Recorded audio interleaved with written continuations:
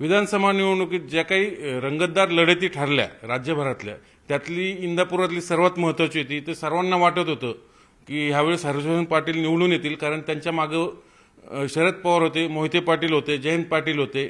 म्हणजे सगळं अख्खे पाटील कुटुंब आहे, सगळं इंदापुरातलं सगळं त्यांच्या मागे असल्यामुळं वाटत होतं की हर्षवर्धन पाटील नक्की निवडून येतील, तिसऱ्यांदा ते पराभवाचा वचपा काढतील. पण निकालात वेगळेच चित्र दिसलं. दत्तामामा वैरणींनी हॅट्रिक मारली आणि तिसऱ्यांदा ते निवडून आले. त्यामुळं त्यांच्या यशाचं गमक काय तेच आपण त्यांच्याकडनं जाणूया.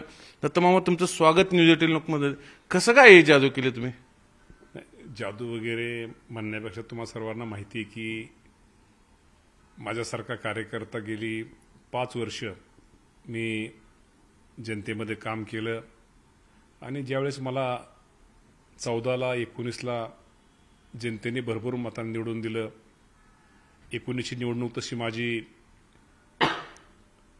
घासून झाली आणि मी ठरवलं होतं की आपण जर जनतेत गेलो, जनतेच्या विकासाच्या आपण जर जनतेची कामं केली, गावाची कामं केली, विकासाची कामं केली आणि आपण तर जनतेमध्ये राहिलो, निश्चित त्याचा फायदा होतो. आणि मला पहिल्यापासून एक आवड आहे की जनतेमध्ये राहण्याची. प्रत्येकाच्या मी विकासाची कामं तर करतोच, त्याचप्रमाणे जे सुखदुःख असतं त्या सुखदुःखामध्ये या इंदापूर तालुक्यामध्ये निश्चित प्रकारे जास्तीत जास्त वेळेस मी प्रत्येकाच्या सुखात हजर असतो, दुःखात हजर असतो.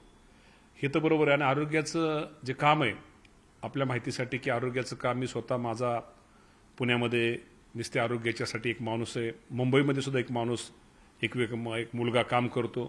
त्यांनी फक्त इंदापूर तालुक्यातील लोकांना ज्या सरकारी योजना आहेत, सरकारी स्कीम आहेत किंवा धर्मादाय आयुक्ताखालची काय हॉस्पिटल आहेत त्यामध्ये त्यांना कशी मोफत सेवा देता येईल तर देण्याचा प्रयत्न करतो. कारण आज जरी तुम्ही मला विचारलं तर आजही मी त्या सेवेखाली मुंबईला माझा 1-2 तरी पेशंट ॲडमिट असतील. पुण्यामध्ये जर विचार केला तर आताही 1-2 पेशंट रोज ॲव्हरेज 4-5 पेशंट इथं ॲडमिट असतात आणि त्यांचे लाखो रुपयाचे फायदे हे निश्चित प्रकारे मी निश्चित प्रकारे करून दिले. त्यामुळे ही लोक विसरत नाही. ही लोक समोर दिसत नाहीत, परंतु ही लोक विसरत नाहीत की आपल्या अडचणीच्या काळामध्ये आपल्याला ज्यांनी मदत केली त्याला लोक विसरत नाहीत. आणि निश्चित प्रकारे त्याचा फायदा हा माझ्यासारख्या कार्यकर्त्याला झाला. आणि आपण जरी म्हटला की निसटतं, मला असं कधी निवडणुकीमध्ये मी माझा पराभव होईल, मला ठीक आहे. 2009 साली मी ज्यावेळेस अपक्ष उभा राहिलो मला धाकधूक होती. 2014ला मी उभा राहिलो मला धाकधूक होती. 2019ला मग उभा राहिलो त्यावेळेस धाकधूक वाटत होती. पण आत्ताच्या निवडणुकीमध्ये इतकं चांगलं, इतकं मोठं काम लोकांच्या मध्ये जाऊन केलं होतं तेव्हा मला या निवडणुकीमध्ये माझा पराभव होईल असं माझ्या मनात असं कधी स्वप्नात पण मला वाटलं नाही की एवढं काम केल्यानंतर लोक नक्की आपल्याला निवडून देतील हा माझा विश्वास होता. ठीक आहे, फरक 1000चा असेल, 2000चा असेल आणि 19,450 मतांनी म्हणजे 20,000च्या फरकाने मला निवडून लोकांनी दिलं.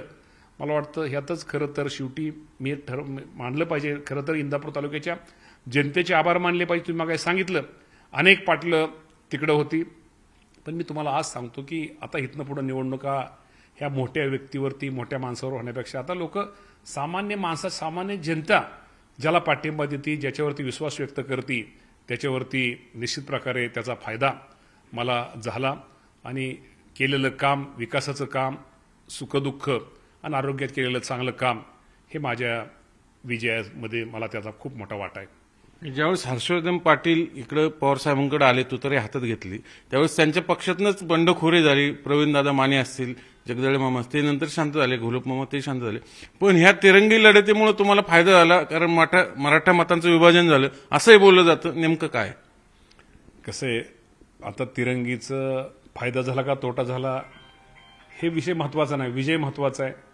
खरं तर अपक्ष उभा राहिलेले प्रवीण भैया माने ह्यांचं जर मतदान पाहिलं तर खरं तर प्रवीण भैया हे आम्ही एकत्र काम करत होतो, एकाच पक्षात काम करत होतो, तेव्हा त्यांची जी मैत्री ही आमच्या राष्ट्रवादी पक्षामध्ये आमच्या जवळच्या सहकाऱ्यांबरोबर होती.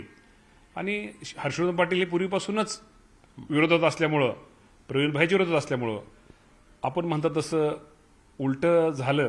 आणि उलटं प्रवीण भैयानी प्रत्येक गाववाईज जर आपण लिस्ट काढली, गाववाईज जर ते बूथवाईज जर लिस्ट बघितली तर प्रवीण भैया हे माझ्या मतामध्येच त्यांचा शिरकाव साधारणतः 75-80% झालेला आहे.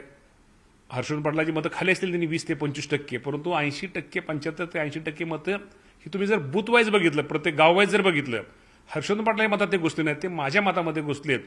आणि त्यामुळं आणि विशिष्ट समाज वगैरे हा विषय राजकारणामध्ये असतो, नाही म्हणणार नाही, परंतु प्रवीण भैया माने जर नसते तर कदाचित मी 35-40 हजार मतांनी निवडून आलो असतो.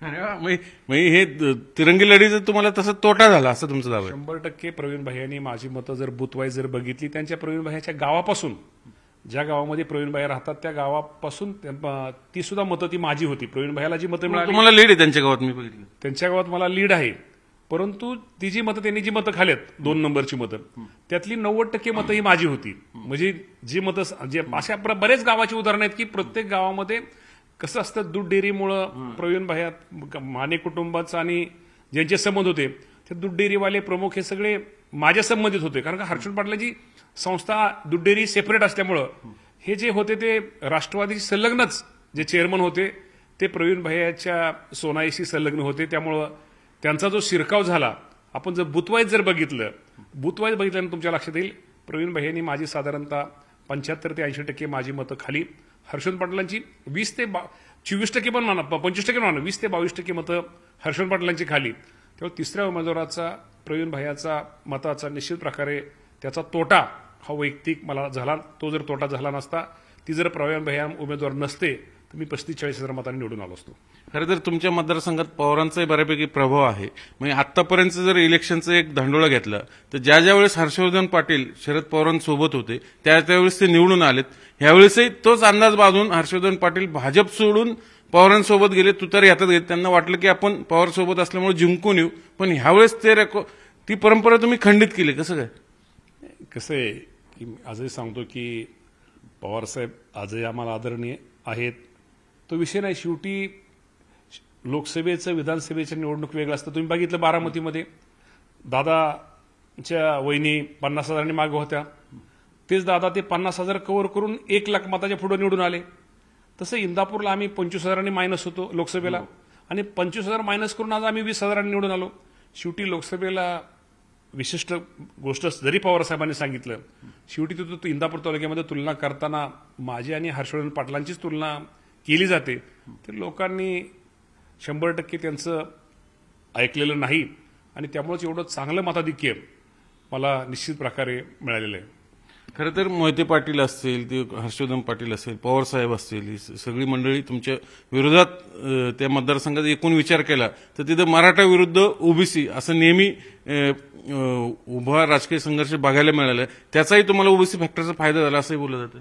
नाही, हो का, ओबीसी फॅक्टर असू द्या किंवा आपण म्हटला मराठा समाजाचा असू द्या, कसं आहे दोन्हींनी मला चांगल्या प्रकारचं मतदान, म्हणजे काही मराठा समाजातल्या गावांनी पण मला चांगल्या प्रकारचं मतदान दिलेलं आहे. काही ठिकाणी ते विष पेरण्याचं शेवटी विरोधक पण हर्षवर्धन पाटलांच्या हातामध्ये ते खूप मोठं हत्यार असतं प्रत्येक निवडणुकीमध्ये, की ते निवडणुकीच्या काळामध्ये तो विषारी प्रचार करायचा.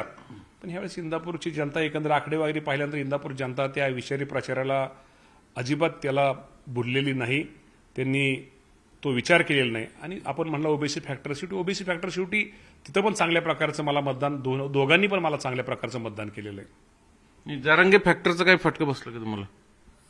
असं फटका म्हणता येत नाही, पण थोडंफार ठीक आहे ना. काही लोकांनी जे जरांगे फॅक्टर साहेबांचे जे कार्यकर्ते आमच्या भागामध्ये होते त्या लोकांनी, कदाचित जरांगे साहेबांना पण माहिती नसावं, पण त्या लोकांनी तसा तो चुकीचा प्रचार करण्याचा प्रयत्न केला, पण जनतेने त्यांना साथ दिलेली नाही. त्यालाच काउंटर मग हाके हे सगळ्या मंडळींनी जाहीर तुम्हाला पाठिंबा दिला होता. ओबीसी उपोषण करते असेल त्याचा फायदा झाला असेल ना मग ओबीसी फॅक्टरचा काउंटर म्हणून? नाही, शेवटी मी तुम्हाला मागाशी काय सांगितलं की मला दोघांनी पण मतं दिलेली, दोघांनी मला मतदान, दोन्ही समाजांनी मला मतदान केलेलं आहे. त्यामुळं आणि ज्यांनी पाठिंबा दिला त्यांचं तर निश्चित प्रकारे आभार मानलेच पाहिजेत, आणि ज्यांनी पाठिंबा दिला नाही, परंतु शेवटी आता आज आपला विजय झालेला आहे. शेवटी विजय हा विजय असतो, भले 1 मताने असू द्या किंवा 20,000 मतांनी असू द्या, निश्चित त्याचा फायदा हा मला झालेला आहे. आणि ज्यांनी ज्यांनी मला पाठिंबा दिला, ज्या जनतेने माझ्यावरती मला मतदानरूपी आशीर्वाद दिलं, त्यांचे पण आभार मानतो. आणि ज्यांनी ज्यांनी काय अडचणीमुळे त्यांना मला मतदान द्यायची इच्छा होती पण ज्यांनी मतदान दिलं नाही त्यांचे मी आभार मानतो. बरं, आता हॅट्रिक झालेली आहे, मागच तुम्हाला मंत्रिपद मिळालं होतं, यंदाही मिळेल अशी चर्चा आहे, काय तुम्हाला? हो का, मंत्रिपद कुणाला नको वाटतं, पण माझा स्वभाव थोडा वेगळा आहे. शेवटी दिलं तरी आनंद आहे आणि नाही दिलं तरी आनंद आहे. शेवटी आयुष्यामध्ये आनंद महत्वाचा असतो, आनंद द्यायचा असतो आणि आनंद घ्यायचा असतो. हे माझ्या तालुक्यातल्या जनतेला माहीत आहे. खरं तर निवडणुकीच्या काळामध्ये माझ्यावरती इतक्या प्रकारचे आरोप केले, हो, ठेकेदारीचे आरोप खूप झाले तुमच्या बाजूचं कोंडाळा वगैरे. माझ्यावरती आरोप झाले. खरं तर आरोप करणाऱ्यांनी त्यांनी खरं तपासलं पाहिजे. आरोप करणाऱ्यांना म्हणजे मला माझ्या घरापासून मी आज माझं भरणे कुटुंब काय अख्ख्या तालुक्याला माहिती आहे. माझ्या घरापासून गाडीपासून काही लोकांनी प्रयत्न केला. खरं तर ह्या लोकांच्या म्हणजे तुलना जर केली तर अख्ख्या तालुक्याला माहिती आहे की माझं घर काय, माझा जन्मच बंगल्यात झालेला आहे. त्यावेळेस गावात 2 मजली माडीला पण 3 मजली खालचा पण पकडायचो. 3 मजली माडीत माझा जन्म झालेला आहे. तो बंगला, गाडी हे ज्या हर्षण पाटील इंदापूर सहकारी साखर कारखान्यात जिथं संस्थापक आहेत त्यांनी रेकॉर्ड तपासावं. माझी 20-25 वर्षापूर्वी त्या कारखान्यामध्ये माझ्या कुटुंबाची म्हणजे मी तर तो कारखाना तसा छत्रपती कारखाना आमचा, पण त्या कारखान्यामध्ये अडचणीच्या काळामध्ये स्वर्गीय शंकरराव पाटील यांनी फोन केल्यानंतर त्यावेळेस आमची 4.5 कोटी रुपयाची ठेवी 30 वर्षापूर्वी त्या कारखान्यात होती. त्यांनी रेकॉर्ड तपासावं. पण इतकं आमचं सगळं असताना विनाकारण कुठंतरी आरोप प्रत्यारोप काहीतरी हे करायचं. विकास, एवढा मोठा विकास केला तालुक्यामध्ये, एवढे 6,200 कोटी रुपये तालुक्यामध्ये आणले आणि हा विकास केल्यानंतर कुठंतरी लोकांचं दुर्लक्ष व्हावं, एक राजकीय त्यांनी कुठंतरी लोकांचा म्हणजे थोडं लक्ष विचलित व्हावं, यासाठी या लोकांनी माझ्यावरती ठेकेदारीचं कोणाचा आरोप केला. पण जनतेने या लोकांना उत्तर दिलेलं आहे. मग रस्ता पडला, खड्डा पडला. हो, रस्ता केल्यामुळेच खड्डा पडला. ह्यांनी कधी रस्ताच केला नाही, त्यामुळे ह्यांना खड्डा पडायचा विषय ह्यांना काय माहिती. आणि तुम्हाला मी सांगतो, जनता इंदापूरची खरंच आमची हुशार आहे. त्यामुळे असले त्यांनी जास्त आरोप केल्यामुळेच लोकांनी कदाचित माझ्यावरती आणि जास्त नेते इंदापूरला आणल्यामुळंच कदाचित लोकांनी माझ्यावरती प्रेम केलं. आणि तुम्ही मगाशी म्हणल्याप्रमाणे तुम्हाला वाटलं असेल की चारही बाजूने मला घेरलं गेलं होतं, तर 100% घेरलं गेलं होतं. परंतु घेरलं गेलं असल्यानंतर शेवटी सामान्य माणसं खूप महत्वाची असतात, गरीब माणसं महत्वाचे असतात. एक माझा स्वभाव आहे, एखाद्या गावातला मोठा कार्यकर्ता असला त्याला ठीक आहे, त्याचा मी आदर करतो. त्या गावातल्या खालच्या कार्यकर्त्याचं, गरीब कार्यकर्त्याचं जर मी काम, एखादी मदत केलेली, मी कधी सांगत नाही, मला वाजवायची कधी सवय नाही. आज माझी मुलाखत घेताय, तुम्ही किती वेळा मला फोन केला, पण मी ह्यापासून लांब असतो थोडं. मला स्वभाव आहे की हे मुलाखत वगैरे, टीव्ही समोर येणं, मीडिया समोर येणं, मी तो स्वभाव आम्हाला माहिती आहे. पण आता पुढचं ध्येय काय? नाही, पुढचं ते मतदारसंघातले राहिलेली विकास कामं, आता तुम्ही सांगितलं खड्ड्याचा उल्लेख रस्त्यातला, ते खड्डे बुजणार की नाही? आता खड्डे तर बुजतात, खड्डे आपोआपच बुजतात. आता कॉन्ट्रॅक्टर आहे त्याला 3 वर्ष त्याच्याकडे, हे 3 ते 5 वर्ष त्याच्याकडे ऑटोमॅटिकच त्याला ते आता दिलेलं आहे. आणि खड्डे कुठले पडल्यात? झेडपीच्या रस्त्यावरती खड्डे पडलेत.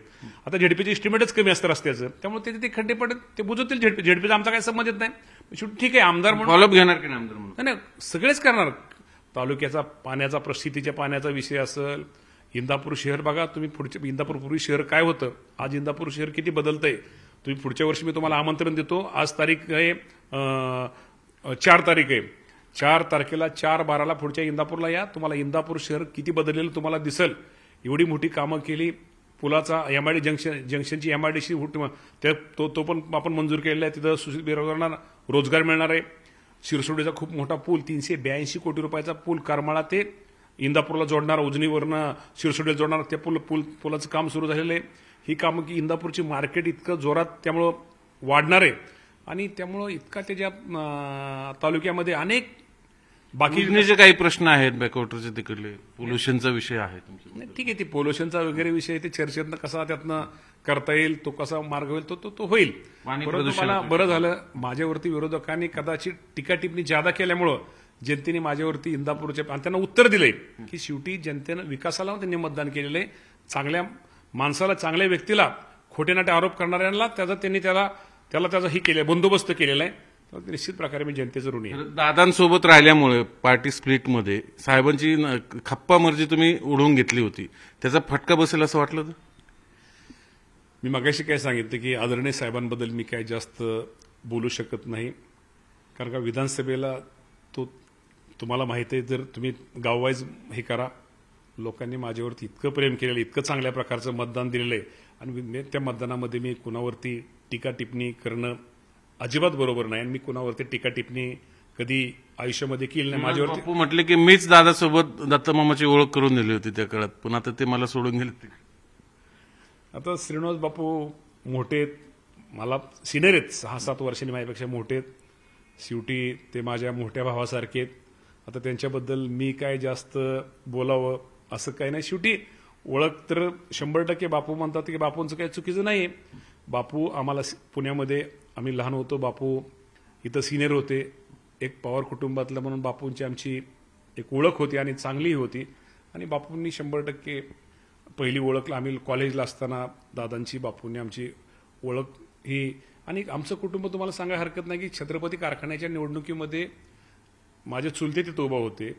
आणि चुलते पहिल्यांदा तुम्हाला सांगितलं नाही की छत्रपती सहकारी 1 नंबरने त्यावेळेस निवडून आले होते चुलते कारखान्याच्या निवडणुकीत. त्यावेळेस दादा पण होते आणि दादांचा प्रचार करायला बापू श्रीनिवास बापू आमच्या भागामध्ये येत होते. आणि त्यात काय नाही, बापू आमचे आजही आदरणीय आहेत, आजही आमचे नेते आहेत. आता दादांसोबत इथून पुढे काय? दादांसोबत आता बरोबरच आहे, दादासोबतच राहणार ना. आणि शेवटी मी तुम्हाला आज सांगतो, मी कुणाला कदाचित माहिती नसेल, मी शेतकरी कुटुंबातला मुलगा आहे. माझ्या घरातलं कोणी झेडपी सदस्य नव्हतं, कोणी पंचायत समिती सदस्य नव्हतं, कोणी लोकल बोर्डला नव्हतं, कोणी आमदार खासदार नव्हतं. राजकारणामध्ये सुरुवातच मीच केली. मी सुरुवात कारखान्याचा संचालक झालो, त्याच कारखान्याचा चेअरमन झालो, बँकेचा संचालक झालो, त्याच बँकेचं 2 वर्ष चेअरमन झालो, झेडपीचा सदस्य झालो, त्याच झेडपीचा अध्यक्ष झालो, आमदार झालो, मंत्री झालो. आणि ही मला पदं देताना अजितदादा पवार साहेबांचं खूप मोठं योगदान आहे. आणि ते योगदान मी माझ्या आयुष्यामध्ये म्हणून दादांची मी निवड केली. दादा नेहमी म्हणतात आम्हाला काय बँक सुटत नाही. बँक माहिती तुम्हाला सांगा की बँक, मी तुम्हाला आजही तुम्हाला प्रामाणिकपणे सांगतो, PDC पुणे जिल्हा मध्यवर्ती बँक ही माझी आई आहे. आई ह्यासाठी आहे की सामान्य माणसाची कामं असतात, छोटी छोटी प्रकरण, शेवटी आर्थिक विषय खूप महत्वाचा असतो. आणि मला एक आवड आहे पहिल्यापासून, एखाद्याचं प्रकरण करायचंय, उपसाचं प्रकरण, पाईपलाईनचं प्रकरण करायचंय. ते प्रकरण मी पूर्वी तर मी स्वतः तिथनं इंदापूरवरून घेऊन यायचो, इथं मंजूर करून तिथं टेबलवर बसून मंजूर करायचो. ते पत्र घ्यायचो, पत्र घेऊन मी इंदापूरला त्यांना पोच करायचो. पोस्टमन सारखं मी काम या बँकेमध्ये केलं आणि त्यामुळे लोकांमध्ये घुसलो. तेच कामाला आलं. काही प्रकरणं तर मी असं केलेलं की एखाद्या घरी मी बँकेचं त्यांचं मंजुरीपत्र सकाळी घेऊन आलो, संध्याकाळी मंजुरीपत्र घेऊन एखाद्याच्या दारात गेलो तर ते झोपलेले होते. तो झोपलेलं मी स्वतः रात्रीचं त्या टायमाला दरवाज्यात खालनं असं मी ते मंजुरीचं पत्र टाकले. त्यामुळे ते कुटुंब आयुष्यामध्ये ती मला कशी विसरू शकतात अशा लोकांना. आणि हे कोण मोठे नेते लोक, कोण कुठं गेलं, काय लोकांना देणं घेणं, काही लोक देणं घेणं, शेवटी आपल्याला मदत कोणी केली, सहकार्य कोणी केलं. आणि शेवटी एक लक्षात ठेवा, मोठ्या माणसाला, श्रीमंत माणसाला सगळी मदत करतात, पण गरीब माणसाला, ज्या माणसाला गरज आहे त्या माणसाला जर आपण मदत केली तर ती माणसं आयुष्यामध्ये कधी विसरत नाहीत. असे कदाचित पुढाऱ्यांना माहिती नाही त्यांच्या गावात मी गरीब माणसाला किती किती मदत केली. लोकसभेतले चुका टाळायला आम्ही बघितलं, लोकसभेतले व्हायरल झालेले तुमचे व्हिडिओ, विधानसभेत ते दिसले नाही. हा बदल चांगला नाही. तो व्हायरल खरं व्हिडिओ नव्हता, ते एक बोली भाषा होती. पण ती काय होतं, त्याचं इतकं भांडवल केलं गेलं. आता कोणाचं किती, आता आम्ही जर हे केलं तर आम्ही जर सगळ्याचं रेकॉर्डिंग केलं तर सगळ्या नेत्यांचे आमच्याकडे व्हिडिओ आहेतच की. आज आम्ही ते कधी हे करत नाही ना, आम्हाला ते करायचं पण नाही. त्यामुळं आपण ते पाहिलं. आणि आज तुम्हाला मी सांगतो, मी एक माझ्या दृष्टीने मी एक खरंच सांगतो, इंदापूर तालुक्याच्या जनतेचा इतका आभारी की येणाऱ्या 5 वर्षामध्ये या जनतेचा मी आमदार म्हणण्यापेक्षा एक सेवक म्हणून एक चांगलं काम करण्याचा प्रयत्न माझ्यासारखा कार्यकर्ता प्रामाणिकपणे करेल. हे होते दत्तमामा भरणे. खरं तर ते बोलायला सहसा टाळतात, पण आज आपण त्यांना बोलतं केलं. अगदी खुल्या मनाने, दिलखुलास त्यांनी गप्पा मारल्या. त्यामुळे त्यांच्या मनात काय जे शंका कुशंक ते निश्चित दूर झाले. आणि लोकांना जे रहस्य जाणून घ्यायचं होतं, मामा कसे निवडून आले, ते मामांनी स्वतः सांगितलेले त्यांच्या शब्दात. व्हिडिओ जर्नलिस्ट सचिन हंचटेसह चंद्रकांत फुंदे, न्यूज 18 लोकमत, पुणे.